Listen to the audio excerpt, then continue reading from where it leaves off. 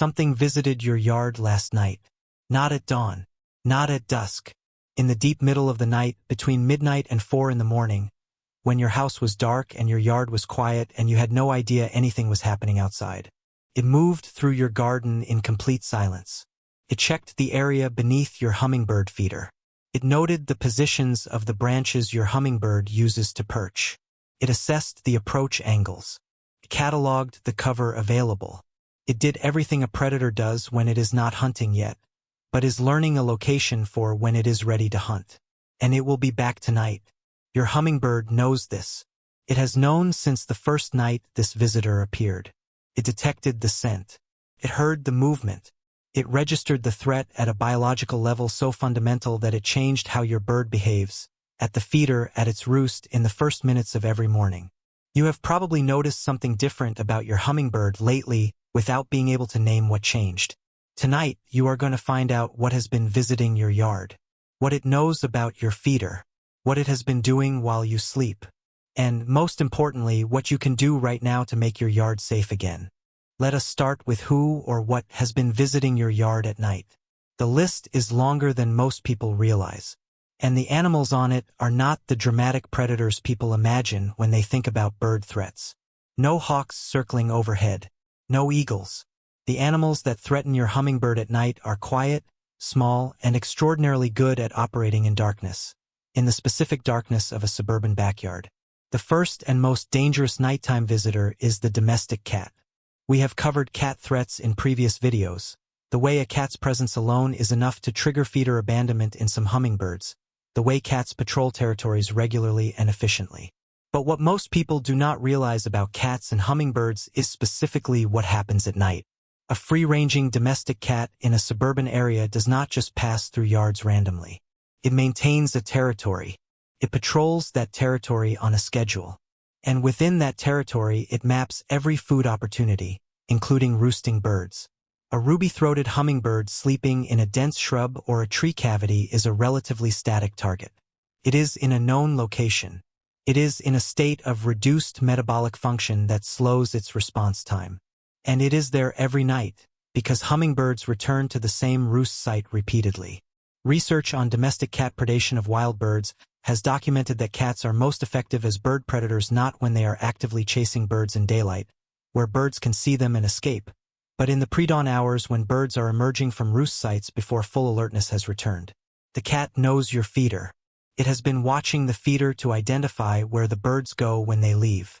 And it has been mapping the roost sites of the birds that use your yard. The second nighttime visitor is the raccoon. Raccoons are omnivorous and intelligent, two qualities that make them formidable suburban predators.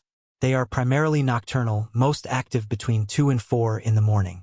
And they are extraordinarily good at locating food sources. A hummingbird feeder is interesting to a raccoon for reasons that go beyond the bird itself. The nectar is a direct food source. Raccoons will drain feeders if they can reach them. But more relevant to your hummingbird's safety is that a raccoon investigating your feeder area is creating disturbance, scent, and noise in the space your hummingbird has classified as safe. Research on hummingbird threat response has shown that disturbance of the area around a feeder, even disturbance that happens at night when the bird is not feeding, affects the bird's behavior the following morning. Birds that return to a feeder area that was disturbed overnight show elevated alarm behavior, longer approach hesitation, and in some cases reduced overall feeder visits for days afterward. The raccoon may not catch your hummingbird, but it is damaging the safety architecture of your yard, and your hummingbird can tell. The third nighttime visitor is the one most people never suspect. The eastern screech owl. Screech owls are among the most common nocturnal predators in suburban and rural yards across eastern North America. They are small, roughly the size of a robin, which makes them nearly invisible when perched. They are silent in flight, and they are extraordinarily effective hunters of small roosting birds. A screech owl hunting your yard knows your hummingbird's roost site. It found it the same way it finds all its prey, through systematic nightly coverage of its territory, listening for the sounds of roosting birds, mapping the locations where small birds reliably appear. The screech owl does not need to hunt your hummingbird every night. It simply needs to know where your hummingbird is, and it does. Here is what your hummingbird has been doing about the threat. And it is more sophisticated than most people realize. Ruby-throated hummingbirds are not passive prey animals. They are extraordinarily alert, extraordinarily fast, and equipped with sensory systems that give them significant awareness of nighttime threats even during sleep. We covered this in the Gulf crossing video, the way hummingbirds sleep with one hemisphere of the brain active, one eye open, scanning for threats. That system is not just for migration. It runs every night your hummingbird is roosting in your yard. Your hummingbird has heard the cat. It has registered the raccoon's scent. It has detected the screech owl's soft territorial calls, the descending whinny that screech owls produce throughout the night. And it has been responding. The specific ways your hummingbird responds to nighttime predator presence are subtle but measurable. And if you know what to look for, you may have already been seeing them. Response 1. Roost site shifting. A hummingbird that detects consistent predator presence at its current roost site will begin testing alternative roost locations. If your hummingbird has changed where it disappears to at dusk, if it is no longer going to the same dense shrub or tree it used earlier in the summer, predator pressure on the original site may be why. Response 2. Delayed morning emergence. This is one of the most commonly observed but least understood behavioral changes in hummingbirds under predator pressure. Birds that have detected nighttime predator presence in their territory will sometimes delay their emergence from the roost in the morning, waiting longer than usual before beginning their first feeding bout. Research on songbird anti-predator behavior has documented this extensively. Birds that have experienced predator disturbance near their roost site the previous night show morning emergence delays of up to 45 minutes compared to undisturbed nights. If your hummingbird has been arriving at the feeder later in the morning than it used to, especially if this change was sudden rather than gradual, predator disturbance at the roost site is one of the leading explanations. Response 3. Feeder approach changes. A hummingbird under predator pressure in its yard will alter its approach patterns to the feeder. Instead of flying directly to the feeder on a predictable path, it will approach from different angles. It will make multiple passes before landing. It will perch on approach branches longer than usual, scanning before committing to the feeder. If your hummingbird's behavior at the feeder has become more cautious, more variable, more hesitant, it has information about your yard that you do not have. It has been telling you something is wrong. This is the part that most hummingbird owners find genuinely disturbing. The predator that has been visiting your yard, whether it is a cat, a raccoon, or a screech owl, knows more about your feeder than you might expect. Not in a conscious, strategic way, but through accumulated nightly observation and sensory mapping that is extraordinarily effective. The cat knows the feeder's position. A cat that has been in your yard multiple times has mapped the feeder's location precisely. It knows which direction birds approach from. It knows the branches they use as approach perches. It knows the direction they flush when startled because it has tested them deliberately or accidentally and recorded the response. A predatory cat near a hummingbird feeder is not simply wandering. It is conducting repeated site assessments, building a hunting model of your yard that becomes more detailed and more effective with every visit. The raccoon knows when the feeder is most active. Raccoons are surprisingly good at learning feeding schedules. Research on raccoon foraging behavior in suburban environments has documented that individual raccoons develop precise mental maps of food source locations and the schedules at which those sources are most productive. A raccoon that has visited your yard multiple times has begun to understand the rhythm of your feeder, when birds are most active, when the nectar is freshest, when human presence is lowest. It is not just passing through. It is learning your yard schedule. The screech owl knows where your hummingbird sleeps. This is the most unsettling piece of information in this entire video. And it is the one that has the most direct impact on your hummingbird's safety. A screech owl that has been hunting your yard has almost certainly located your hummingbird's roost site.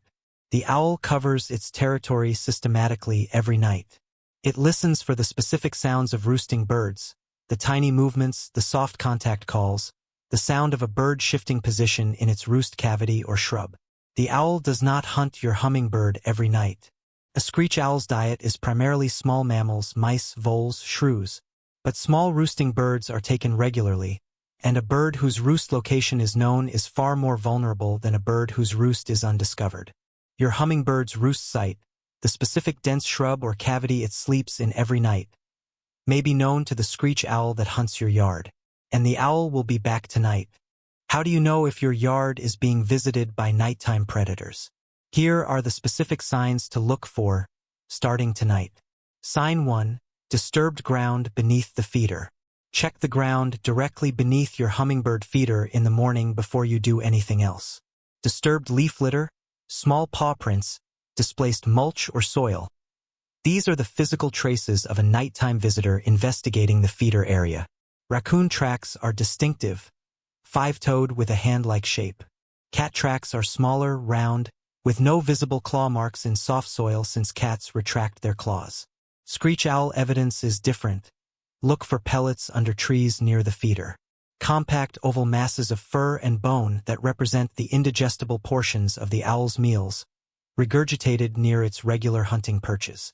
Sign 2. Nectar level changes overnight. Check your feeder nectar level before you go to bed and again in the morning before your hummingbird's first visit.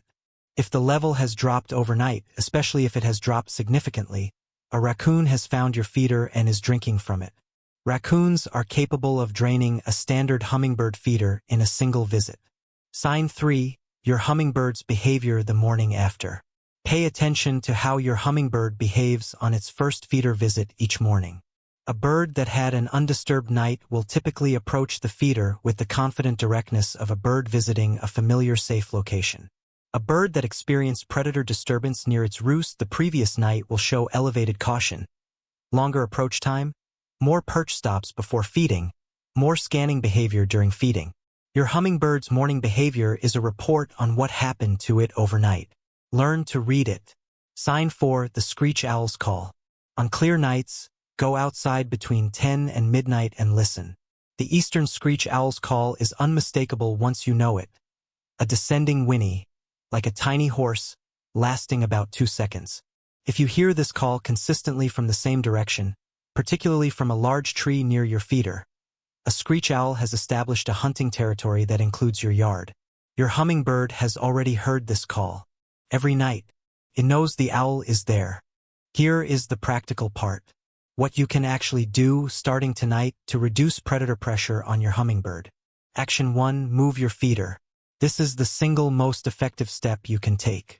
A feeder that has been discovered by a cat or raccoon needs to be relocated. Not to a different part of the same garden. To a genuinely different position, ideally one that is more difficult to approach from ground level and more difficult to reach from climbing routes. A feeder mounted on a smooth pole with a baffle, a dome-shaped guard mounted below the feeder that prevents climbing, removes the most common raccoon access route.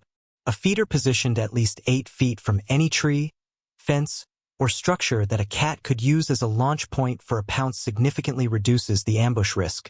Move your feeder. Tonight, if possible. Action 2. Bring the feeder in at night. This is the most direct solution to raccoon feeder raiding, and it has the additional benefit of removing the most detectable scent marker from your yard overnight. A feeder that is brought inside at dusk and put back out at dawn deprives raccoons of their nighttime feeder access. It also removes the overnight nectar fermentation that hot nights accelerate. And it removes the scent trail that tells every raccoon in your neighborhood that your yard is worth visiting. If you cannot bring the feeder inside every night, prioritize the hottest nights of summer when raccoon activity peaks and nectar fermentation is fastest. Action 3. Reduce cat access to your yard. Motion-activated deterrents are the most effective humane option. Motion-activated sprinklers cover ground-level access routes and are triggered by the movement of any animal below a certain size threshold. Cats, raccoons, possums.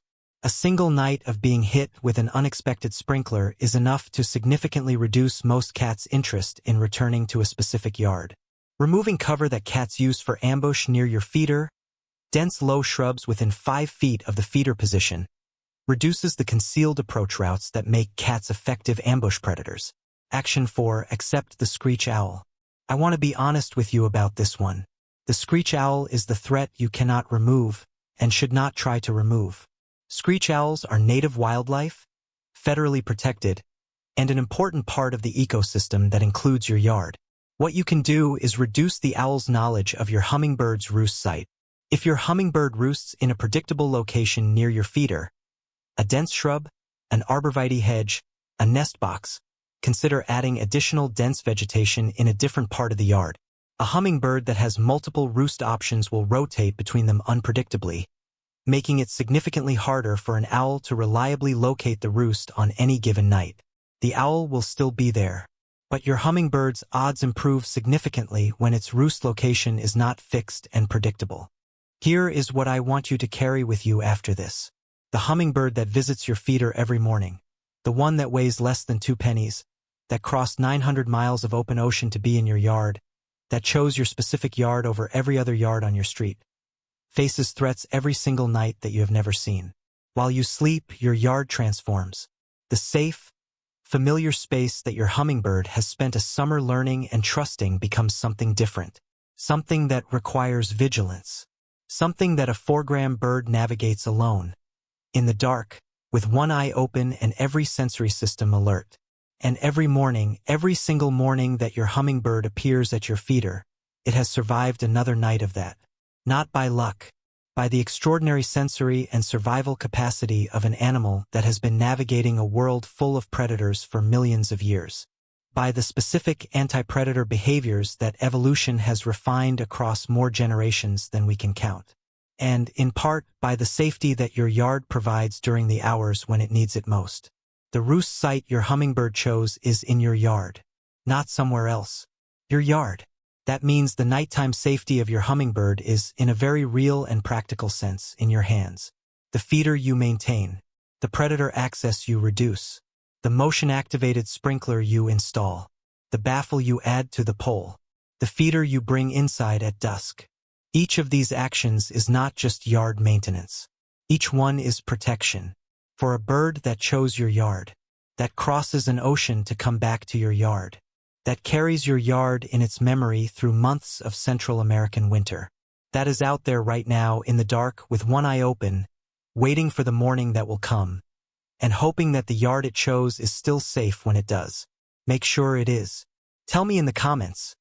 Have you ever noticed nighttime disturbance around your feeder? Have you heard a screech owl near your yard? And did you know that something might have been visiting while your hummingbird was trying to sleep? I want to hear every single story. I will see you in the next one.